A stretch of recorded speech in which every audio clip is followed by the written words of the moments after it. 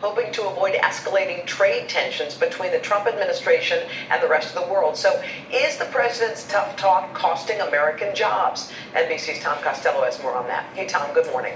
Good morning, Hoda. President Trump insisted Harley would benefit from his economic policies, but now the company says it cannot afford to pay Europe's retaliatory tariffs after the Trump administration imposed tariffs on European steel and aluminum. So soon, Harley Davidson motorcycles sold in Europe will be made in Europe.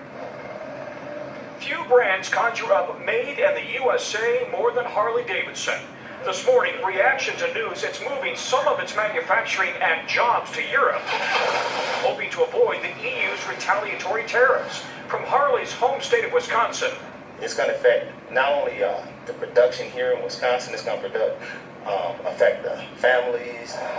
To Southern California. Harley owners are not happy with it, I assure you. But what do you do to compete?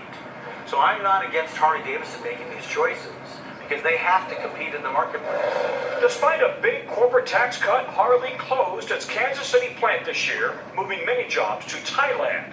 Now, it says Europe's retaliatory tariffs would add $2,200 to the cost of a motorcycle it ships to Europe, its second biggest market. So it will build the bikes there, though union leaders are skeptical. And people in America need to understand that this is just one more excuse to take the brand overseas and be made overseas.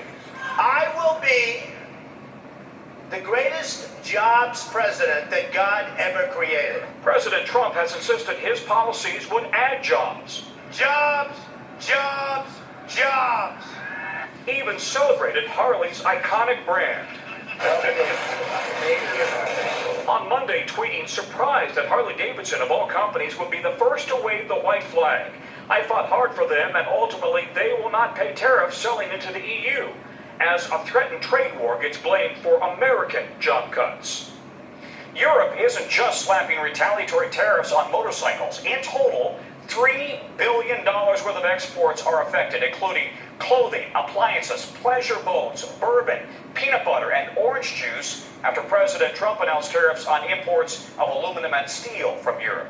Guys, back to you. All right, Tom Costello.